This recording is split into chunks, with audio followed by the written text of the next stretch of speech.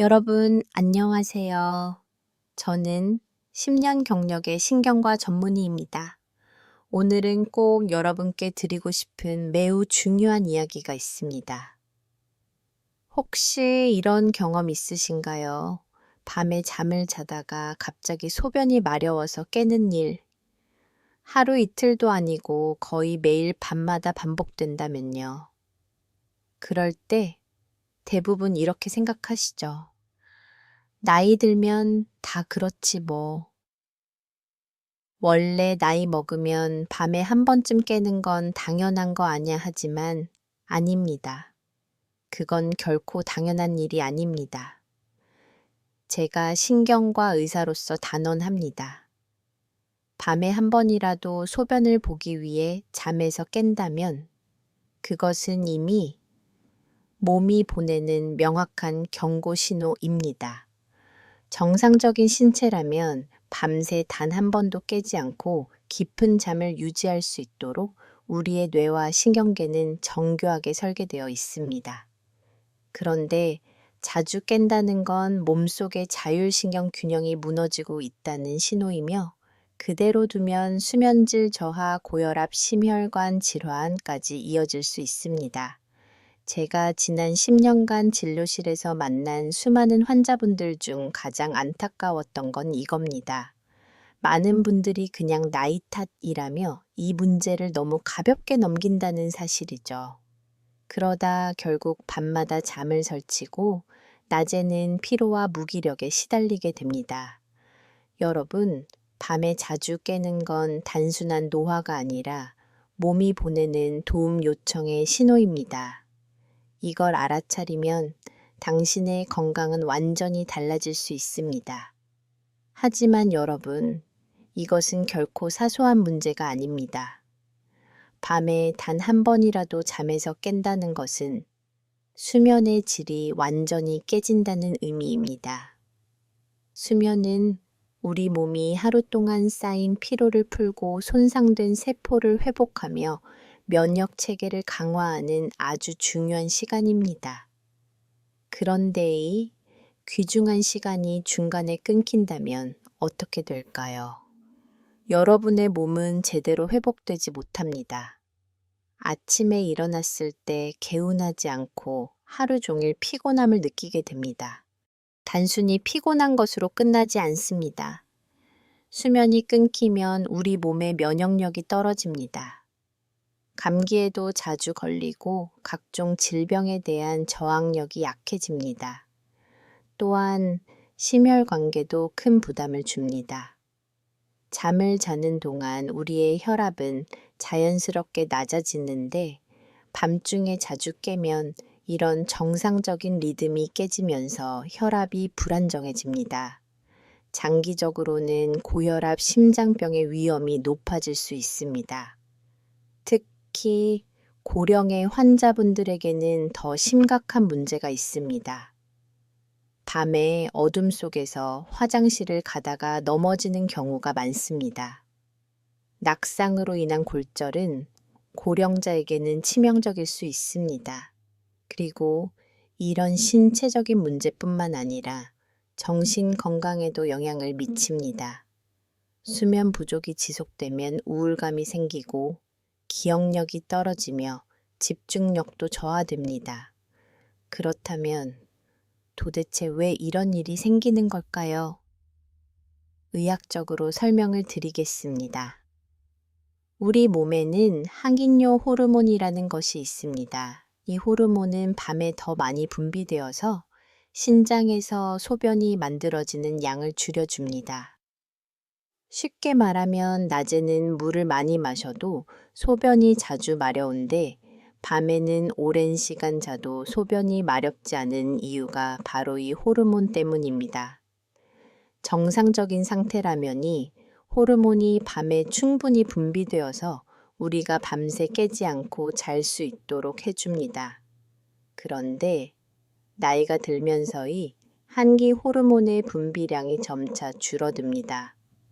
그러면 어떻게 될까요?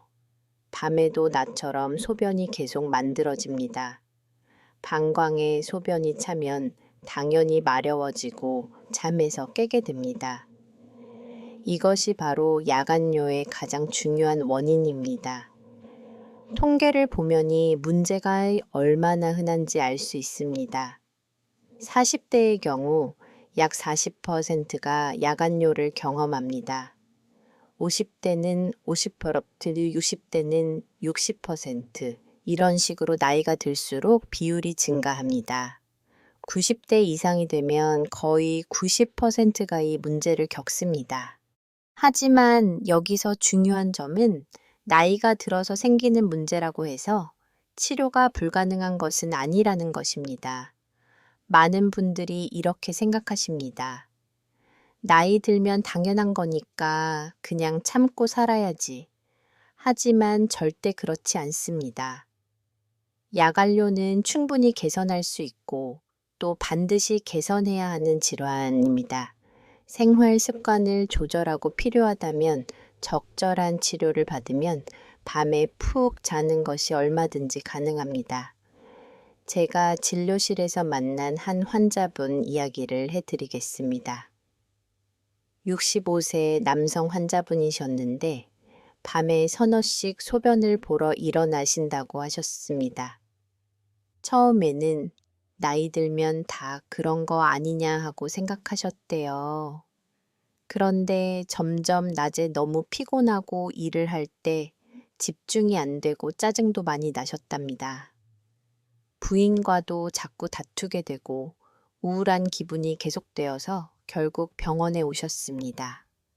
검사를 해보니 항긴 요호르몬 분비가 많이 감소되어 있었고 전립선도 약간 커져 있었습니다. 생활 습관을 개선하고 적절한 치료를 시작하자 2주 만에 밤에 한 번 정도만 깨는 수준으로 좋아지셨고 한 달 후에는 밤새 한 번도 안 깨고 주무실 수 있게 되었습니다. 환자분이 그러시더군요. 이렇게 푹 잡은 게 정말 몇 년 만인지 모르겠다고 세상이 다르게 보인다고 말입니다. 이 환자분의 사례에서 알 수 있듯이 야간뇨는 단순히 참고 넘어갈 문제가 아닙니다. 이것은 우리의 삶의 질을 크게 떨어뜨리고 건강에 여러 가지 나쁜 영향을 미치는 질환입니다. 그리고 가장 중요한 것은 이것이 치료 가능하다라는 사실입니다. 많은 분들이 사실을 모르고 그냥 참고 계십니다. 참는 것이 미덕이 아닙니다. 우리 몸이 보내는 신호를 제대로 읽고 적절하게 대처하는 것이 진정한 건강 관리입니다. 그렇다면 구체적으로 어떻게 해야 할까요? 야간뇨를 개선하기 위한 생활치료 방법들을 자세히 말씀드리겠습니다. 먼저 가장 중요한 것은 수분 섭취 조절입니다. 많은 분들이 물을 많이 마시는 것이 건강에 좋다고 생각하셔서 하루에 2L, 3L씩 마시려고 노력하십니다. 물론 충분한 수분 섭취는 중요합니다. 하지만 야간뇨가 있는 분들은 시간대를 잘 조절해야 합니다. 하루 중 수분 섭취의 대부분은 오전과 오후 초반에 하시는 것이 좋습니다. 저녁 6시 이후에는 수분 섭취를 최소화해야 합니다. 특히 잠들기 2시간 전부터는 가능한 한물을 마시지 않는 것이 좋습니다. 목이 마르다면 입을 헹구는 정도로만 하시고 꼭 필요한 경우에만 소량 만드세요. 많은 분들이 밤에 목이 마르다고 물을 마시는데 이것이 악순환을 만듭니다. 물을 마시면 소변이 더 많이 만들어지고 다시 깨고 또 목이 마르면 물을 마시고 이런 패턴이 반복됩니다. 또한 카페인과 알코올은 특히 주의해야 합니다. 커피, 녹차, 홍차, 콜라 같은 카페인 음료는 인뇨 작용을 합니다. 즉, 소변을 더 많이 만들게 합니다. 그래서 오후 2시 이후에는 카페인이든 음료를 피하는 것이 좋습니다. 술도 마찬가지입니다. 많은 분들이 술을 마시면 잠이 잘 온다고 생각하시는데 이것은 착각입니다. 알코올은 처음에는 졸음을 유발하지만 수면의 질을 크게 떨어뜨립니다. 그리고 알코올도 인뇨작용이 강해서 밤중에 소변을 더 자주 보게 만듭니다. 중요한 것은 방광 훈련입니다. 우리 방광은 근육으로 이루어져 있습니다. 다른 근육처럼 훈련을 통해 강화할 수 있습니다. 방광 훈련의 핵심은 소변이 마려울 때 조금씩 참는 시간을 늘리는 것입니다. 처음에는 5분, 10분부터 시작해서 점차 시간을 늘려갑니다. 이렇게 하면 방광이 더 많은 양의 소변을 담을 수 있게 되고 소변을 보는 횟수도 줄어듭니다. 하지만 주의할 점이 있습니다. 너무 오래 참으면 안 됩니다. 반광염이나 다른 문제가 생길 수 있기 때문입니다.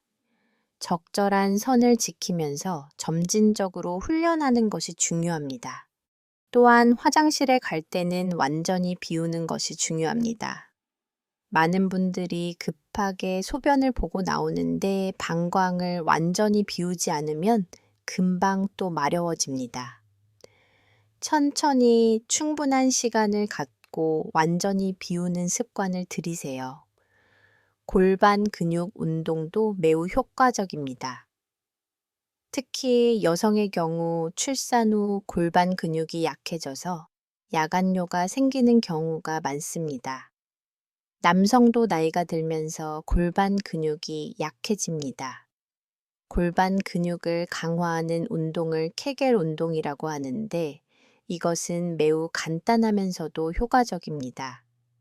소변을 보다가 중간에 멈추는 느낌으로 골반 바닥 근육을 조였다 풀었다 하는 운동입니다. 하루에 3번 한 번에 10회씩만 해도 효과가 있습니다.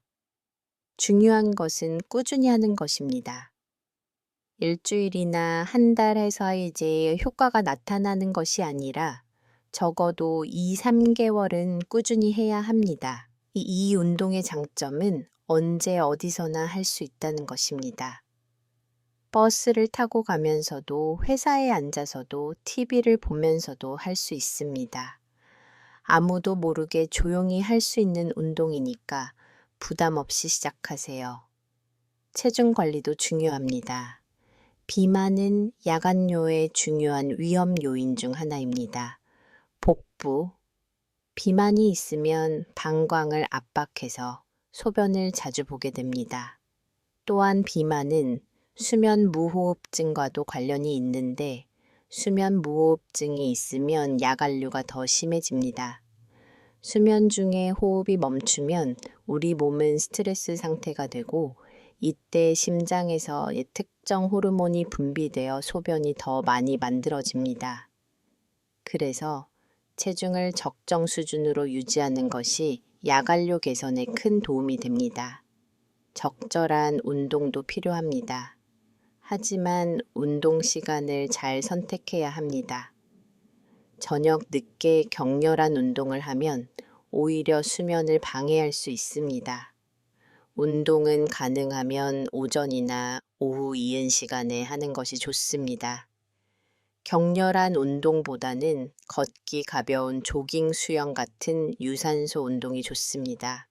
하루 30분 정도, 일주일에 5일 정도만 해도 충분합니다.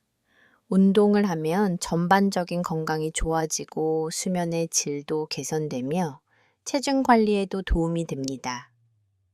다리를 올리는 것도 도움이 됩니다.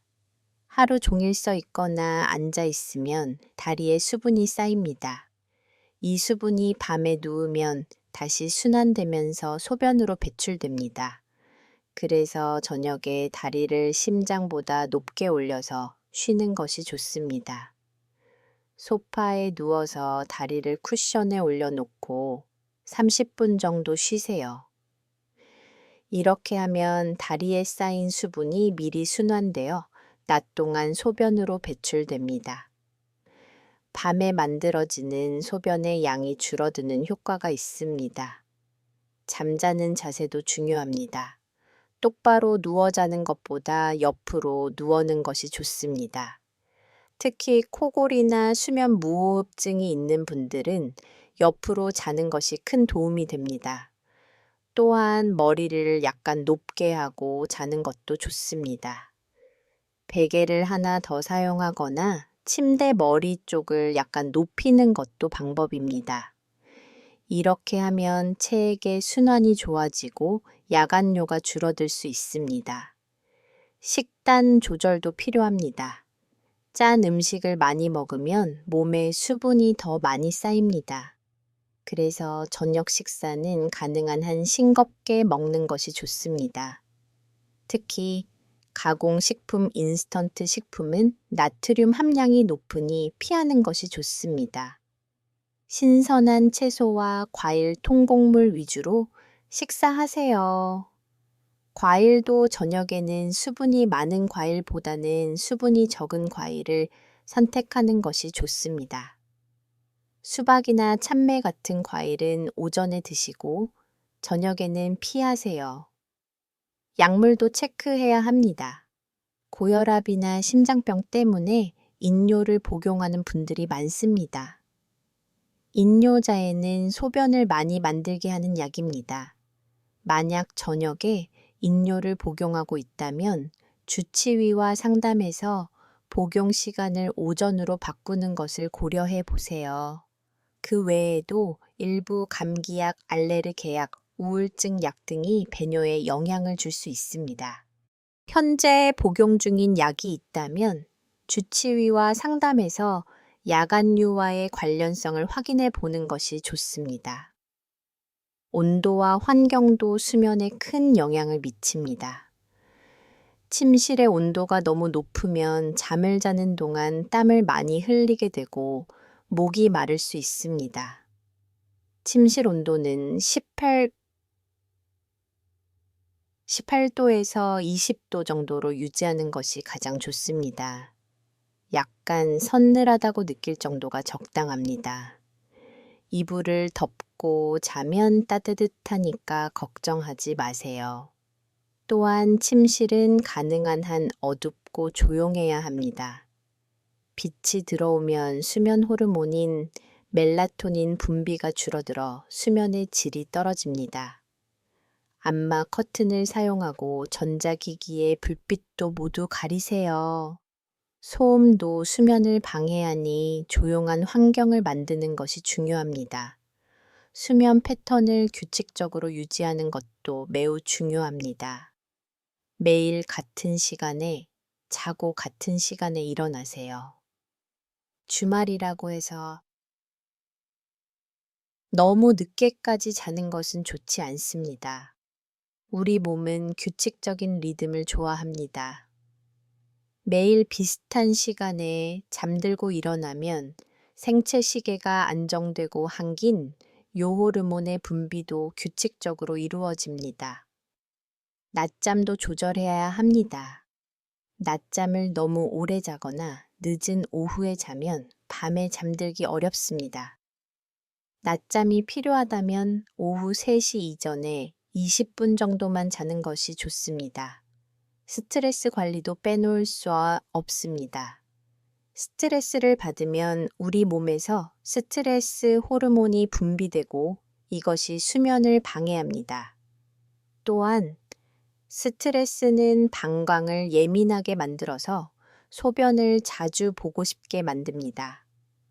잠들기 전에 마음을 편안하게 하는 것이 중요합니다.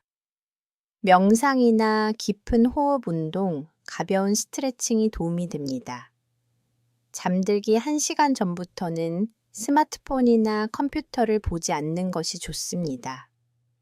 이런 전자기기에서 나오는 블루라이트는 수면을 방해합니다. 대신 가벼운 독서나 음악 감상으로 하루를 마무리하세요.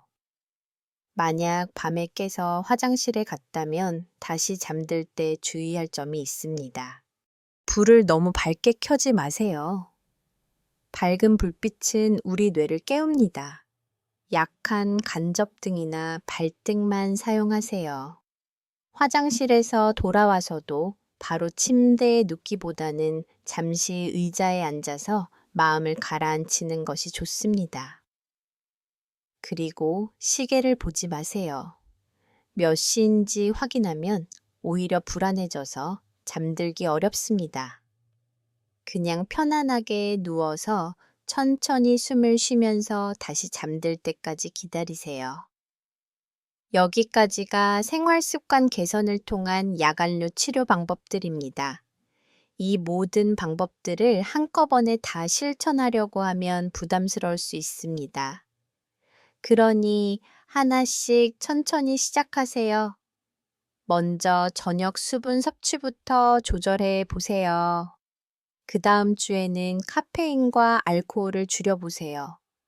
그렇게 하나씩 추가하다 보면 어느새 여러분의 생활 습관이 완전히 바뀌어 있을 것입니다. 그런데 이런 생활 습관 개선만으로는 부족한 경우도 있습니다. 특히 다른 질환이 동반되어 있는 경우입니다. 당뇨병이 있으면 혈당이 높을 때 소변이 많이 만들어집니다. 당뇨병이 잘 조절되지 않으면 야간료도 개선되기 어렵습니다. 그래서 혈당 관리가 우선입니다. 혈당을 정상 범위로 유지하면 야간료도 자연스럽게 좋아집니다. 심부전이 있는 경우에도 야간료가 생깁니다. 심장이 약해지면 낮 동안 다리에 부종이 생기고 밤에 누우면 이 수분이 다시 순환되면서 소변으로 배출됩니다. 심부전 치료가 잘 되면 야간료도 줄어듭니다. 신장 기능이 떨어져도 야간료가 생길 수 있습니다. 신장은 낮과 밤에 소변 생성을 조절하는데 신장 기능이 나빠지면 이런 조절 능력이 떨어집니다. 신장 질환이 의심되면 혈액 검사와 소변 검사를 통해 확인해야 합니다. 수면 무호흡증도 중요한 원인입니다. 자는 동안 숨이 자주 멈추면 몸이 스트레스를 받고 이때 소변을 만드는 호르몬이 분비됩니다. 코를 심하게 골거나 자다가 숨이 막히는 느낌이 들거나 아침에 일어났을 때 머리가 아프고 입이 마르다면 수면 무호흡증을 의심해 봐야 합니다. 수면 타원 검사를 통해 진단하고 양압기 치료를 받으면 야간료도 함께 개선됩니다. 남성의 경우 전립선 비대증이 흔한 원인입니다. 전립선이 커지면 요도를 압박해서 소변 배출이 어려워집니다. 소변을 봐도 시원하지 않고 자주 마렵고 밤에도 여러 번 깨게 됩니다. 전립선 비대증은 약물 치료로 잘 조절됩니다. 심한 경우 수술이 필요할 수도 있지만 대부분은 약물로 충분히 관리할 수 있습니다. 50세 이상 남성이라면 정기적으로 전립선 검사를 받는 것이 좋습니다. 여성의 경우 반광염이나 과민성 방광이 문제가 될 수 있습니다. 반광염은 세균 감염으로 생기는데 소변을 볼 때 따갑고 아프며 자주 마렵습니다. 항생제 치료로 쉽게 좋아집니다. 과민성 방광은 반광이 예민해져서 조금만 차도 참을 수 없이 마려운 증상입니다. 약물 치료와 방광 훈련을 병행하면 개선할 수 있습니다. 폐경 이후 여성은 여성 호르몬 감소로 인해 반광과 요도 조직이 약해져서 약안뇨가 생기기도 합니다. 우울증이나 불안장애 같은 정신건강 문제도 약안뇨와 관련이 있습니다. 우울증이나 불안이 있으면 수면의 질이 떨어지고 자주 깨게 됩니다. 깨면 화장실에 가게 되고 이것이 반복됩니다. 정신 건강 문제가 있다면 이것을 먼저 치료해야 합니다. 상담 치료나 필요시 약물 치료를 받으면 수면이 개선되고 약료도 줄어듭니다.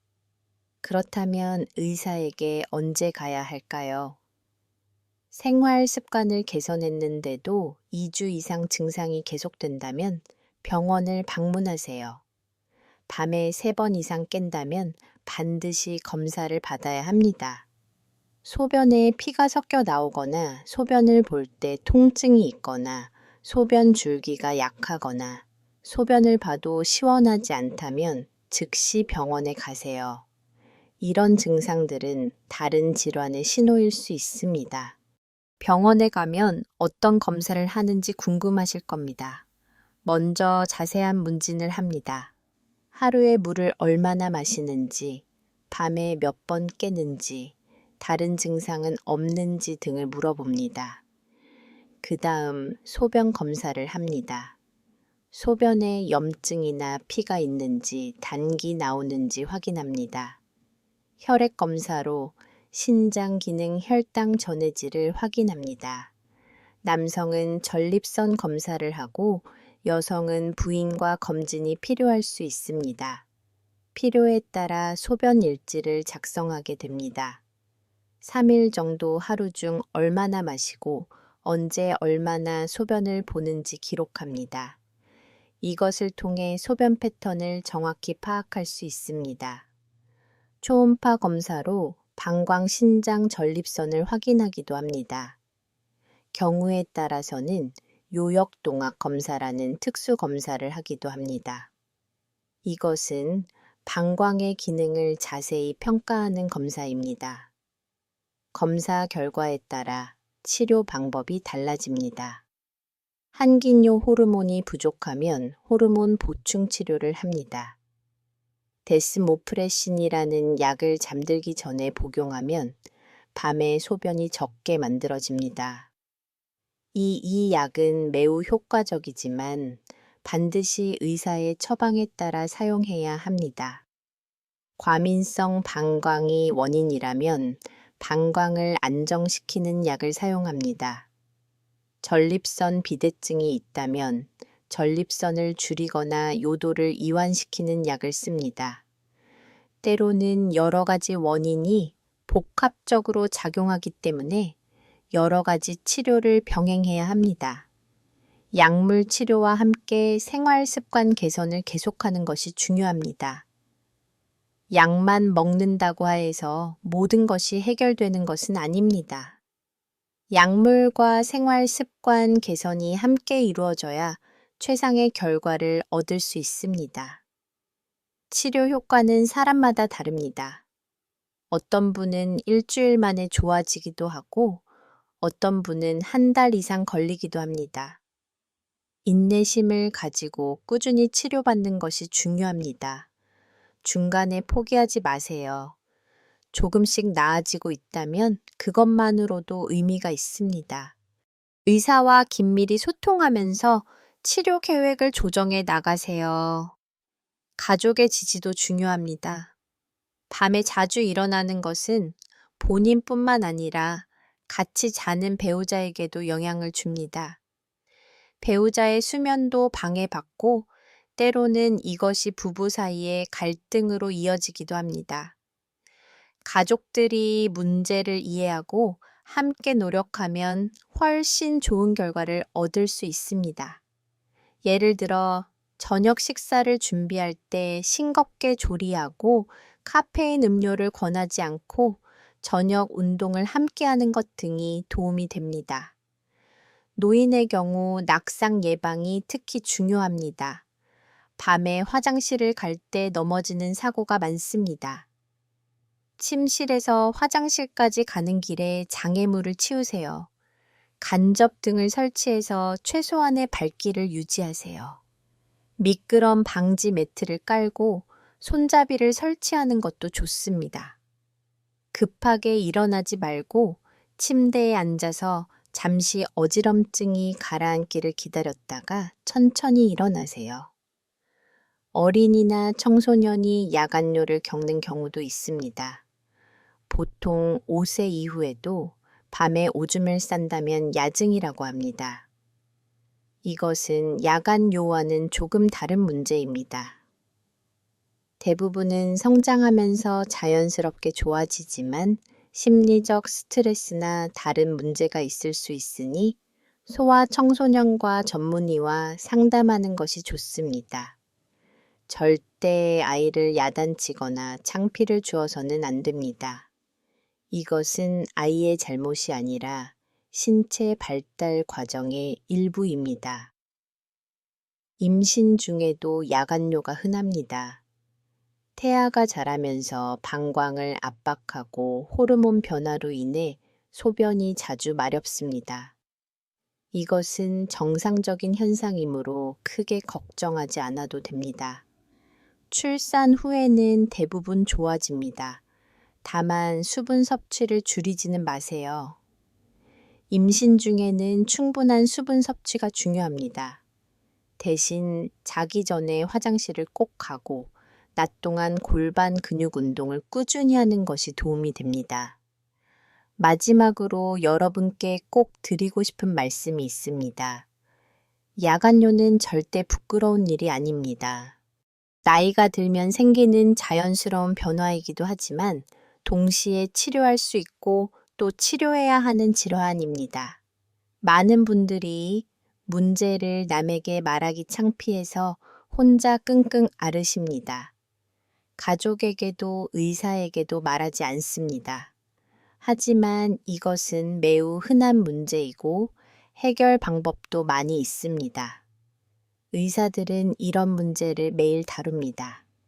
여러분이 생각하는 것만큼 특별하거나 부끄러운 일이 아닙니다. 오히려 빨리 말씀하시고 치료받는 것이 현명한 선택입니다. 건강은 우리가 가진 가장 소중한 자산입니다. 그리고 그 건강의 중심에는 좋은 수면이 있습니다. 밤에 푹 자는 것. 이것은 우리가 누려야 할 당연한 권리입니다. 오늘 말씀드린 방법들을 하나씩 실천해 보세요. 저녁에 물 마시는 양을 조절하고 카페인과 알코올 줄이고 방광 훈련을 하고 규칙적으로 운동하세요. 이런 작은 변화들이 모여서 큰 차이를 만듭니다. 2주 정도 노력해 봤는데도 별로 나아지지 않는다면 주저하지 말고 병원을 방문하세요. 의사와 함께라면 반드시 해결책을 찾을 수 있습니다. 여러분의 건강은 여러분 자신이 지켜야 합니다. 매일 밤마다 깨서 힘들었는데 정말 필요한 영상이에요. 감사합니다. 잠을 못 자서 고생 중인데 꼭 실천해 보겠습니다. 부모님께 꼭 보여드려야겠어요. 요즘 밤마다 화장실 다니시거든요. 이런 정보 너무 감사해요. 간단하지만 실천하면 효과 있을 것 같아요. 나이 들수록 이런 증상 많아지는데 정말 도움됩니다. 밤에 자주 깨면 다음날 피곤했는데 해결 방법을 알게 돼서 좋아요. 이런 문제는 부끄러워서 병원 가기도 어려운데 영상 덕분에 위로받아요. 원인을 쉽게 설명해 주셔서 이해가 잘 됐어요. 알려주신 방법으로 오늘부터 바로 해볼게요.